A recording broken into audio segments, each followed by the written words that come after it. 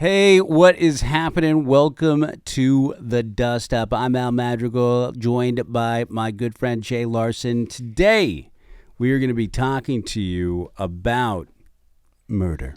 Not just any murder, chicken murder. Chicken murder. Chicken murder in Los Angeles at kind of an LA institution with some of the best secret garlic sauce you can imagine. So today on The Dust Up, we are talking the Zankou Chicken murders. We're also going to get into some secret menus. Jay's wearing a great shirt. Welcome to The Dust Up.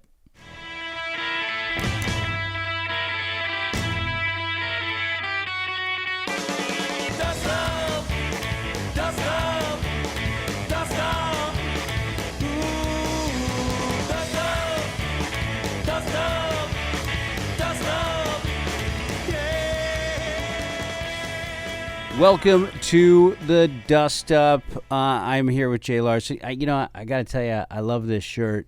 I love it too. Because it's Malbon. Stephen Malbon makes this great stuff.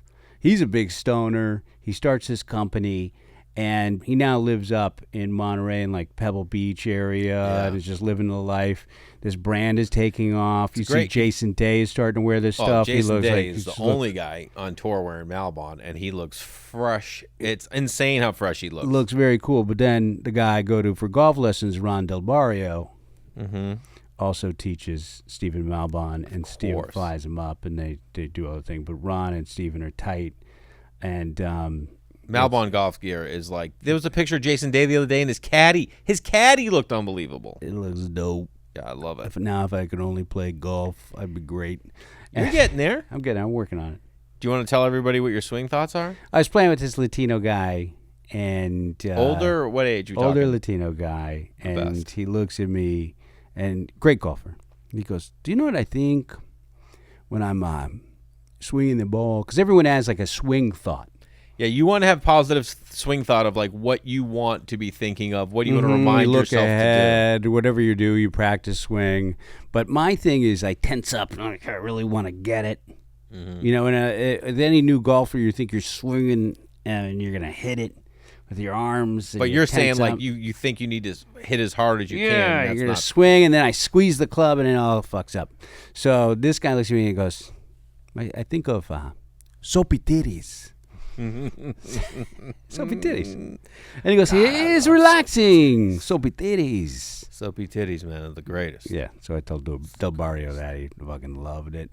What did you have for dinner last night? And I was we're getting there, but what did you have for dinner? I haven't been having dinner, just kind of been like So you didn't have kids last night? I did have kids. Yeah. They had steak. So my son had steak, a cheese quesadilla, and sliced cucumbers, and my daughter had steak. I mean, he had tomatoes. She had sliced cucumbers, steak, and when I was in between while she was at voice lessons, I ran over to the Japanese market and I got her one omusubi, and that was her like starch. So she had nice. an omusubi. I just had some steak, and then I made. You said you didn't eat anything. Now you said, I just had some steak. I just had leftover pieces from theirs. Oh, you know what I mean? I used to do that when we'd order at a restaurant, because your kids get to the age where they're off the kids' meal. Yeah. And then they start ordering full meals and don't finish everything. Well, River orders full meals anyway. And so I would just clean up what everybody didn't have. If you could only choose one meat to have for the rest of your life. We did this outside, and everybody got a little. I was surprised that we all picked something different. You said fish, steak, pork, or chicken. You get one meat. I can't have steak because I have high cholesterol. I shouldn't be eating steak. I love steak. I can't have it. I want to make it a special thing for me because I have high cholesterol. Can I introduce you to something? What? Have you ever had lion's mane? What is that? It's a mushroom. But a lion's mane mushroom is so dense and thick that if you marinate it, you're going to think it's steak.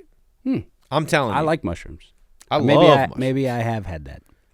When I get don't do that. Don't do that. You haven't had it. Maybe when I go to a steakhouse, I get the mushrooms as a side, so I can put it always. over But and eat. lion's mane is this big. It looks like a sponge. It's not a shiitake. All right, don't start just throwing porcini. Don't just throw mushroom names at me. Shiitake. Anyway, you should try that out. Okay. I would say, I know you're, Jesus, the impatience that I have. Pork. It's pork. I just hear all things about how pork, obviously it's the other white meat, but in terms of the fat, I guess you could do a lot of things with pork, and there's bacon. Yeah, and you have dude, sliced ham, and we then go for you ramen. You don't get pork in your ramen? No, of course you get pork Yeah, in it's your ramen. I love pork. You know what I like to do with pork? I get pork loins, right? Sure. And then you know what I do? I soak them in lemon juice and then breadcrumbs, and then you bake them. Get out of my face. No, it's all delicious, but I'm saying you only can choose one, and it's gonna be a tough choice for me between pork and chicken. But I gotta go chicken. Okay. Just healthier, and I like a thigh. First of all, I love that so far today you've talked about soapy titties and thighs. Dude, chicken thighs are the greatest. Yeah, it's the best piece of chicken. Yeah. And fried chicken also, like in Los Angeles, they have this place. Have you been to a Dinah's? Dinah's, they're the most famous, they're famous for their fried chicken. Really? Because I think there's only 2 in L.A. Yeah, there's one by LAX, and then I'm not sure where the other one is. It's over in Glendale. Oh, is it? Yeah. Yeah, it's right off Glendale. We'll touch on that today. We're adding chicken. So, yeah, that's what we want to talk to you guys about. We are talking about today's Dust Up is the Zankou Chicken murders. Now, it's murder-suicide. It's a family business. If you are not from Los Angeles, it is pretty much like our most famous chicken place. I think Childish Gambino shoots a music video in there. It's made it into like Curb Your Enthusiasm. It's in a Beck song, Deborah. Mm-hmm.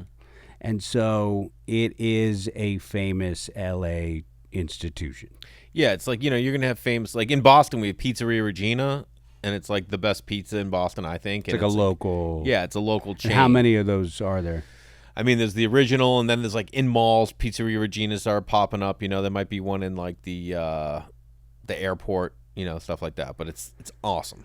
So this family-run, small yeah, joint. Exactly. It's like family-run business. So this is also a very specific kind of chicken, don't you think? It's a rotisserie chicken, but it's also, they have a sauce that they're famous for, which is like this white garlic sauce. A good friend of ours, Bill Dwyer, comedian, would always walk in there and he'd look at the ladies working and he goes, "Tell me what's in the sauce." This is clearly before the internet, because I could tell you what's in the sauce. Well, it's garlic, but they won't give you the recipe. He wanted the recipe for the sauce. Yeah. And it's just like, I can give it to you right now. And they were just looking at him. What is it? It's garlic, vegetable oil, and salt. That's not healthy. What's unhealthy about it? The vegetable oil? Vegetable oil. What if it was avocado oil? I don't know. I don't know anything about fucking oils. You just 2 seconds ago you said it's not healthy, claiming that you do know things. Yeah. Anyway, so it starts in Beirut, 1962. It's a couple, Vartesk, excuse me if you're Armenian, and I'm going to fuck up these names because I know I am. Eskandarian and his wife, Markrid, they start. Do you think that's like Lisa? Markrid. Yeah, Markrid. I know like 30 Markrids. Yeah, do you think so? I know Shant in Armenian is like a very common name. Okay. But Markrid I've never heard before. But Markrid and her husband Vartkes, they open up, I guess the story is that he's walking through, he smells some chicken, people are cooking chicken outside, and he has this idea to open up a chicken restaurant in Beirut. They sell one their first day. What do you think there were restaurants big at that point, you think, in Beirut? I have no idea. Was it all street food? There's got to be, always has to have been restaurants throughout time. Yeah, I don't know. Yeah. It wasn't the first one out of their house, wasn't that? Or like a lot of times restaurants would just be out of the house. The origins of restaurants? When was the first? I mean, it's certainly like going in to sit down at a place. Well, what I'm going to say, goes back to, any sort of inn or pub. I mean, this has got to be as old as time. I'm just talking about, he's talking about smelling people cooking chicken in the street. So no, it's just people barbecuing in a park or something like that. That's the story. Okay. Yeah. It was a small place, but, I think everyone invited people to their home, fed them.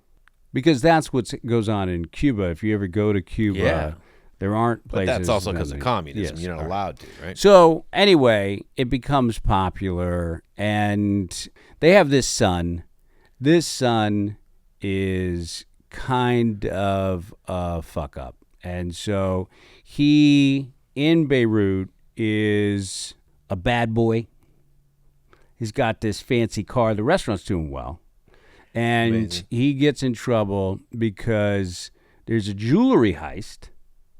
And they find all the fucking jewels in his attic. All the jewels are recovered. Guy was just trying to make a name for himself. No, but he ended up getting off because he just blamed his friends. He goes, I let these guys use my apartment, and I didn't know they were going to be doing a jewelry heist. Fucking love And that he's theory. racing his car up and down the block. And eventually, he gets shot 16 times. These dudes ride down the street on motorcycles with automatic weapons and shoot him up. Apparently, it wasn't because of a war. It was because of a dispute. It was over the garlic sauce, right? Not over the garlic They sauce. couldn't get that goddamn It was like a recipe. landlord dispute. Shoot the With guy him, out. though?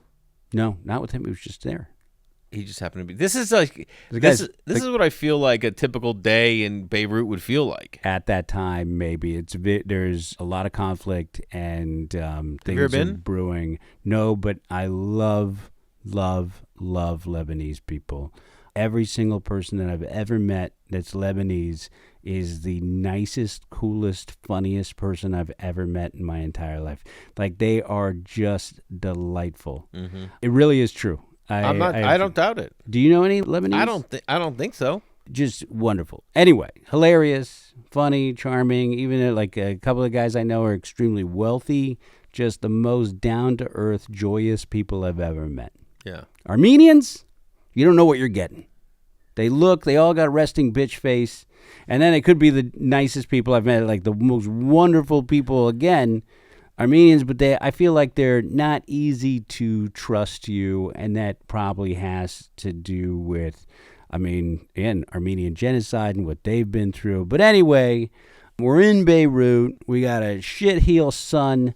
The guy just got caught up with the wrong kids. Got caught up with the wrong kids. But everybody in 1983, they immigrate to Los Angeles, and they try their hand at a couple other things. They're going to do a dry cleaning business that doesn't quite work out. The chemicals are making the son sick. And he is trying to tell him, he's like, Mom and Dad, we need to. Why would they abandon this? You're crushing it. Too much work. Restaurants are a pain in the fucking ass. Yeah, but that's what you know how to do. Well, they didn't want to do it anymore. You know what else is a pain in the ass? Writing TV shows, Al. It doesn't stop you from doing it. Yeah, it's true. It's not easy. It is not easy. Anyway, the mom and dad just decide that they don't want to do it anymore. After these 3 years of struggling, they're burning through all their money. They decide, the son convinces them to do it again. They find their first location in Hollywood in 1984. And At this point, by the way, Lebanese food is not big in the U.S. Like, it's not. this is like this special chicken, and it's mainly this garlic sauce. So they build up a reputation with local Armenian community in that Hollywood area. But then I think, like the Jonathan Gold, they get a write-up, and the thing just takes off. So they end up, and this is where it gets tricky, is because the son, Mardaros, he decides that he wants to expand the business. He's like, we're killing it with this fucking one location. Yeah, he's like, fucking, listen, the jewelry didn't work out, okay? The heist. The dry clean. But clearly the guy he wasn't just going to be some average dude. He's not like, this was his plan all along, though, Al, right? We hit Zankou all the time when the kids were younger. You hit it? So, put it this way. There's a lot of Mediterranean places where I live on the west side. You got other options. There's like a Gabby's Express, which I love, but it's the same thing. Same type of deal. But my boy Mike, he's a writer, and he was like, hey, you want to go to lunch this one day? And I go, sure. He goes, meet me at Zankou's. And I go, oh. He goes, you know it? And I'm like, no. He goes, dude, it's like famous. And I'm like, all right. So we went in there, and I'm used to Gabby's, and I was just like, oh, okay, yeah, it's all the same thing. But yes, I went that one time. So and for it a was family awesome. meal, which is like now $35.99, you get a whole chicken. and then you get a couple sides, you get a whole bag of pita, and then you get this famous garlic sauce, and you get some hummus. And you could slap those bad boys together and just make your own just little crush. I'm starving right now. I get a kebab plate is what I do. I get the kebab, and then I get the pita. I rip the pita in half. I put in the garlic sauce. I put in the hummus. Then I put in the rice. I put in the salad with the little dressing on it. Gives a little tang. And then the chicken. And I have like 3 pitas. So people line up for this Zankou. They're calling the secret garlic sauce that Bill Dwyer can't get the recipe of the single best dish in town, I think Zagat says. It's insane. So anyway. Don't you think also sometimes when you just say it's a secret thing, it's just entices But the mom people? makes the sauce. So they're having this family meeting, and the Martaros says, I want to expand this. What are we doing with just one location? We're crushing it. They're making a couple $1,000,000 a year. And the mom and dad say, no, you can't do it. Just stuck in their ways. They ultimately agree on the fact that Martaros is going to be able to open up other locations. He'll own and control them. His sister, Margaret, will go with him and manage these locations. Mm-hmm. But he exclusively owns them, and they go off, and that's what we know it today. Like in 1991, they agree to this split, success or failure. So they have 7 total, right? These locations will belong to them. So father dies in 92, constant fight between the siblings, like everyone's arguing. Martaros has these. They're arguing why? Because he wants to. He's kind of a dick who goes and gets the trademark for the Zankou name in his own name only. So that's a dick move. I guess when you're doing it, yeah, I guess you're a family, you have to. And he's trying to say, I just wouldn't want anybody to steal it from us, but you just go and you put the whole family's name on it. Like, this is what happens, and being in a family business is very difficult because there's no decorum, there's very little etiquette. Like, when you do business with friends or you do business with family, you're too close and it ruins relationships. And so you always run the risk. That's why, when I was working with my parents' family business, if we saw a relationship start at work where, people started dating, it always was a recipe for disaster. Oh, of course. Because when that relationship fails, you have to, get out of the business. It's very little chance that you'll make it work. Somebody needs to leave. And then when you have a husband and wife working together, and then you go home together, or your brothers and your sisters, it's like, and you're all living on top of each other, it just doesn't work because you're around each other. With your wife? Me and my wife talk about going on Amazing Race, and we would not, it wouldn't work. But I have a very complimentary relationship with my wife, and we get along great.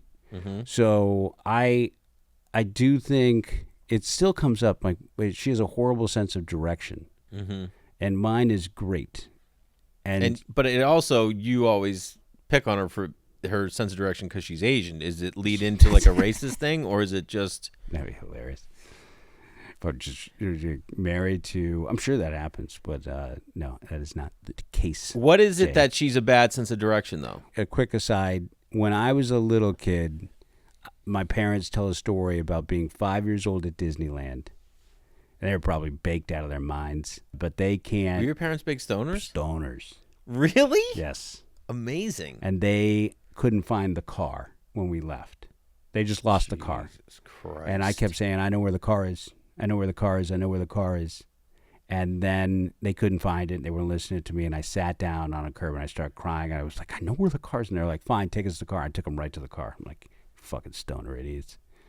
Amazing. There's a car, assholes. Okay. So I've always had a great sense of direction. Now, can I ask you, do you think you have a great sense of direction, or do you think because one time in your life you have this ingrained memory, like, no. Look, everybody knows I'm great at directions? I don't know if it is something that I just I've always been able to, like, get places, find a car. No, I'm just saying without Waze or we rely on our phones so much. Big time. I kind of have a good sense of where I'm going. All right. Drop give me you in that. the woods. You're going to find your way out I'm of going there? to find my way out. Okay. So with this husband and wife family business that they got going, you're living on top of each other. There's going to be conflict. You're spending too much time around these people, and you're also very passionate. Then there are Armenian, they're very passionate people as it is. So That could go, man, that could have gone so many different ways. Well, they're Armenian, so. yeah, Like, they're whoa. passionate. No, they're like, I feel like, again, when you're coming to this country and you're a first gen sort of trying to make this work and it's the American dream, there's a lot at stake. Yeah. You know, you're coming from this war-torn country to make it work. But we're past that, dude. You said they're making $2 million a year on They're the first crushing joint. it. They're crushing. And they're clearly good at business. They know what they're doing. They're killing it. Anyway, so Margaret and her son, and basically there's, and I'll wrap this up because it's going on too long, and I want to get right to the murder. What happens is that Martaros has these 4 sons. One of them gets caught leaving the 777 motel in Sherman Oaks, driving after, I guess he was trying to meet a hooker at the motel. Hooker takes his money, jumps in the car with a pimp. They go driving down, and they're like Camaro. He's in a BMW. They go flying down the 134. This kid, Steve, that's Always Steve. secondary Steves are trouble. God. Steve takes the semi-automatic weapon out of his glove box. He's a fuck up. And this is the second born. He starts shooting at the people. He goes to jail for attempted murder. I guess he gets off, but he's a fucking idiot. Then he's got this other son that got caught cheating on his bar exam or something, and so he is unemployable. He becomes a born-again Christian and stays in his room praying all day. Then they've got another son that's a stoner. The youngest one, like, won't leave his room, and... Well, I mean, your parents were stoners. Maybe he just, Yeah. Anyway, so Dark Tris, this one, then the last kid, Ara, addicted to opioids. So they got a lot of the country Jesus, was, Al. yes, but Jesus, after cheating on the bar exam, opioids, shot at a hooker and her pimp, and then the other guy's just a stoner. Mm-hmm. It just sounds like bad parenting. I don't even know if this comes in, Well, I mean, also it is like these kids were given everything and they didn't have their own dream and they didn't have anything to work towards. And so I feel like when you're handed everything in another conversation, but you just don't have enough to work for it. Yet their dad got handed everything. His parents had all this. He's making tons of No, money. but the dad and he had a vision. The dad expanded with this vision. Yeah, exactly. Anyway. So, Martaros get diagnosed with cancer. Yeah. He shouldn't even be alive after getting shot 16 times. No, he dodged a bullet there. Yeah. He's gotten this jewelry heist. Then he gets shot. Then he comes and he expands. And he... Didn't he have, like, visions of expanding this place to, like, Detroit, Paris? Like, he wanted it all over the world. It should be everywhere. It's like those halal guys in New York. Have you been one of those halal guys? Potentially. It's on like 6th Avenue in the Americas, like, I don't know, brick like and mortar? 53rd. No, it's like a cart where you just get these delicious, and now they're everywhere. You see these places expanding and going from, Nick the Greek goes from one location, now it's everywhere. Those places are great. I love any sort of Greek gyro, or Greeks really know their way around a diner. So... When was the last time you had a gyro, by the way? I seek them out. I had one Tuesday. Anyway, so you tell your family you got cancer. Mother is upset. I don't know what it's like, the fact that she's going to watch the son die. But basically, he says to Rita, his family, hey, I'm leaving the Zankous to my fuck-up sons. Mm-hmm. Who are... 25, 23, 18, and like and the youngest one is 14. The room falls silent. Yeah, nobody wants this to happen, first of all. Well, he owns those 4. Those are his that he's been operating. No, but these kids are fuck-ups. And the mother says, and this is a quote, your sons, the shadow they cast is not yours. She rises up, walks up the stairs, shuts the door. She doesn't talk to him for 2 years. So it ultimately, Martyros is not talking to him. And that's a tough business. Do you think that's the business side of her or the mom? That's the business side, right? Does she think her son's making a bad decision, or does she think you're dragging the family name down? What do you think it is? I just think you got to be so upset if you risk everything coming to this country. You provide for your family, and you're watching your grandchildren be these 4 fuck-ups. Yeah. And then the choice to leave this, empire to these fuck-ups is crazy. So, this guy is on his deathbed. There's a fire at the house before this where he takes his mother's photo, Martyros, and he lights it on fire. And then mysteriously there's another fire that burns the house. 2 days later. Yeah, exactly. Which that could have smoldered for a couple days somewhere. It could have on a rug. No. You don't he think? Was probably lighting all the 4 photos on you fire. think He's he doing went some back? more. Yeah, maybe. Over the following year, he's laying there dying because he's got this cancer. That spread everywhere. When he got the diagnosis, they said, hey, you got it, and you got it bad. It's everywhere. Rectum. Yeah, like there's nothing we can do. Yes. You're going to die. My dad had the same thing happen where he had cancer and it just spread everywhere throughout his entire body. It was in his bones. Whoa. He had a chemo tap in his shoulder. He was fucked up, and it was in colon, prostate, and then blood, just all over his entire body. And then the doctors said, do you want 5 months or try to fight for 5 years? And he goes, let's try for 5 years. He got, I think, something like 79 surgeries in 129 days. My dad did. Damn. And when he walked back into the hospital, the nurses all broke down crying because they had never seen anyone come back that had what he had done. Wow. And he was high as a fucking kite. Baked. So, anyway, in January 2003, this guy, Martyros, drives to his sister's house above Oakmont Country Club. This is right where Glendale. The hills of Glendale.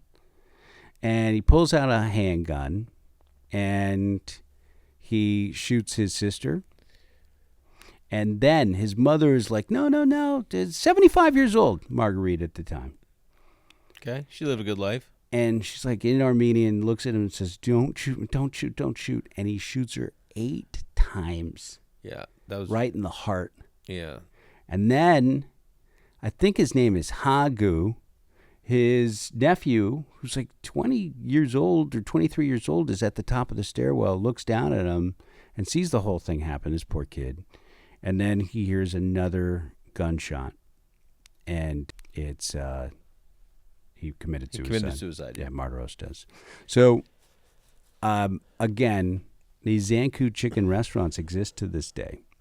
The Zankou, they are delicious, but when you look at these family businesses, it's just, look what it can lead to here. This is a very rare case. I know, but also you hear about this all the time. Well, you also hear about not just I'm not talking murder over a garlic sauce recipe. I'm talking about the second generation fucking up and being these entitled kids that drive these businesses into the ground after some vision from some pioneer that just rolled up their sleeves and had, a dream. Mm-hmm.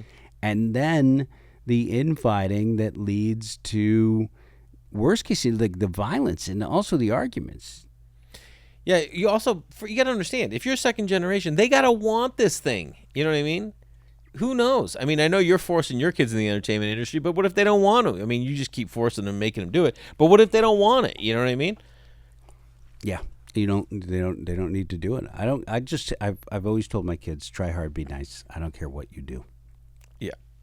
Anyway, I think it's tough when you get into the family business. But also, everyone that worked for that dude said he was a sweet guy, super nice, and I think it could have been the cancer, man. Cancer gets in your brain. Cancer's in your brain. He's just making a crazy running around town with a handgun. But if he's got a handgun, his son's got an Uzi. His mom doesn't love him and didn't talk to him for 2 years while you're dying, and you're just sitting up there stewing in your cancer. Yep. I'm not saying it's an excuse to go shoot her, but it's like this, Al, and this is a PSA to people out there. If your child has got a broken bone, what are you going to do? Got a broken bone. My child has a broken bone? Yeah, what are you going to do? We rush them to the hospital. You rush them to the hospital. And then there's millions and millions of people whose kids are mentally fractured from something in their life, and they can't even imagine taking their kid to a therapist. So look at what's going on here. He can't maybe process mentally what's happening, but physically he's able to, he felt maybe that she killed him in that mental moment of when he's dying of cancer. You get what I'm saying? Mm-hmm. You see the analogy here? Yeah, I love it. It's tough. You were going to talk to me about... I got it, Al. Chicken. Yeah, love it. You love it.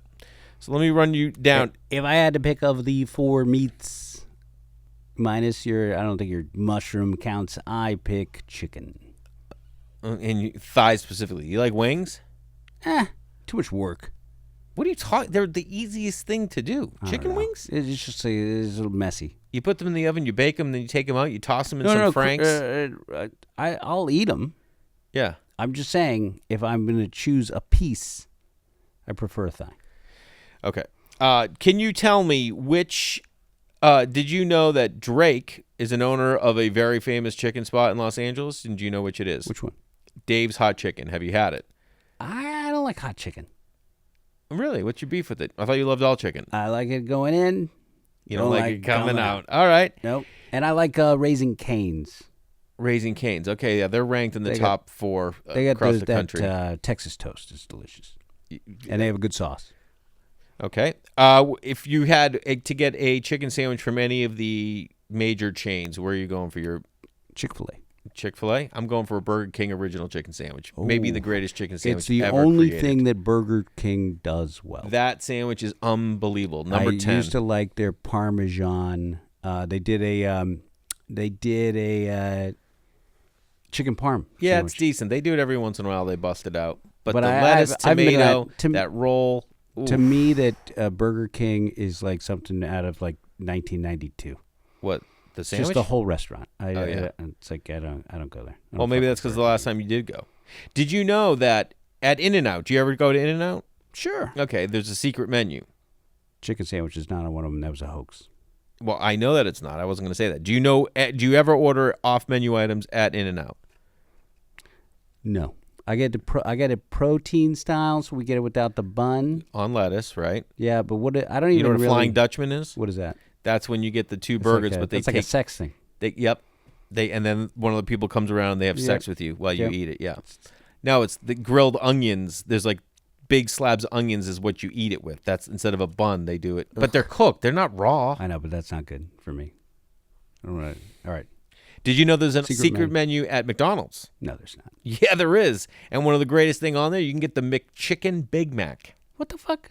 Yeah. McChicken Big Mac. That's real. That's real. According to the internet. I'm sorry. I'm calling it a fact checker on that one. Is there such thing as look it a up. McChicken Big Mac Look it up. on a secret menu? Looking right now.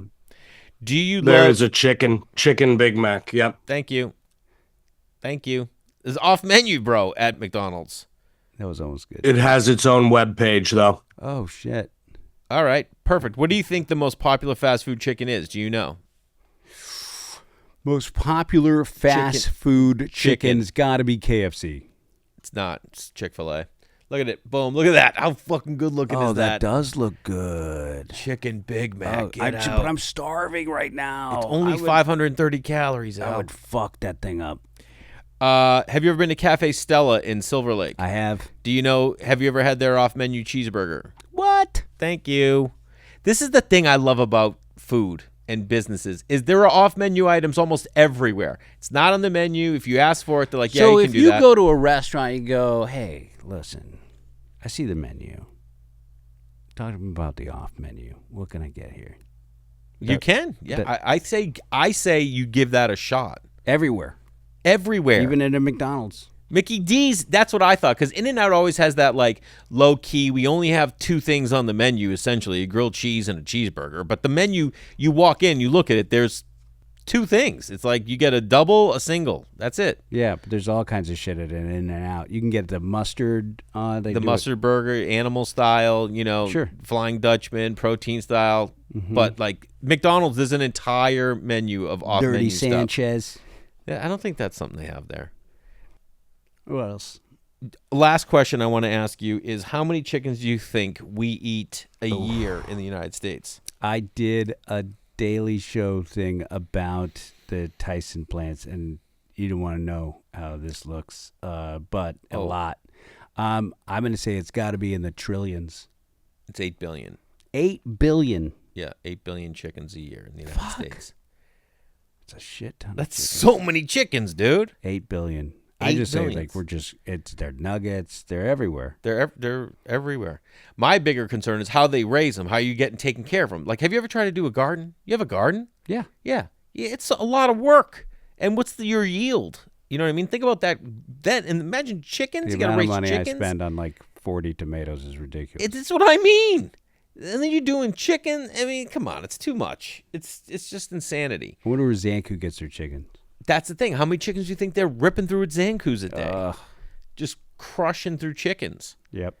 So, of course, it's going to add stress on the family. Of course, you might just want to... I mean, I can't even imagine... I'm just not one big of, like, wanting to kill someone. Like, if you had terminally ill cancer and you knew you were going to die, is there anybody out there you'd go and knock off? No, I think I'd be the opposite. You'd be giving birth? You'd be birthing a lot of people? It was just peace and love, peace and love. I think I'd be walking around just trying to, visit as many relatives and friends as I possibly could, and Do you think you'd be welcome? Well, I mean, certainly in his situation, when you're leaving a profitable franchise to your 4 fuck-up sons, maybe not. But I would be welcome everywhere I go. I wonder, How didn't dare they you say imply that I would not be welcome? this was over lemonade in their home? So there must have been a discussion going on. What I think was going on is he was probably telling them, listen, we haven't talked about this. I'm going to die. It's going to happen soon. I want this to go. And they're like, nah, fuck no, we're not doing it. And he's like, all right, this is my plan B. That was plan A. Here's plan B. I just don't think he went there with, obviously he did. You know what I mean? He wasn't going to get his way. And now they're just stuck with 7 Zankous. Yeah. All right. You got anything else? You got No. anything to plug at all? Are you on the road? Are you going out with those Practical Jokers? I'm not on the road. No? I'm just in town. Jay Larson Comedy on Instagram and TikTok and everything else. I have 2 specials you can go watch. Me Being Me and Sounds Like Bruce, both on YouTube. Please watch those. Go check out a Zankou Chicken. All those restaurants are still existing. If you're ever in Los Angeles, hit up Zankou. Let's see. You can follow us on social media. You think I'd have these memorized by now. Also, really appreciate everybody listening so far and watching, because the podcast is growing. We see it growing. We appreciate you telling your friends. We need to go on other podcasts and promote. Soon it'll come to light how busy we are and all this other stuff that we got going. But we love doing this and really appreciate you turning others onto it. It's a Dust Up Podcast on Instagram. Give us a follow there. On YouTube, it's at the Dust Up. Now, we got a message. We're going to play a couple next time, but call and leave a voicemail with your Dust Up, because we're going to compile a whole episode of them. Just got one from 5'6" Marine who's got a spin move that he wants to talk to us about. So 925-727-3878. That's 925-727-DUST. Or you can write us at thedustuppod@gmail.com. I'm Al. This is Jay. And this is the Flat Trackers.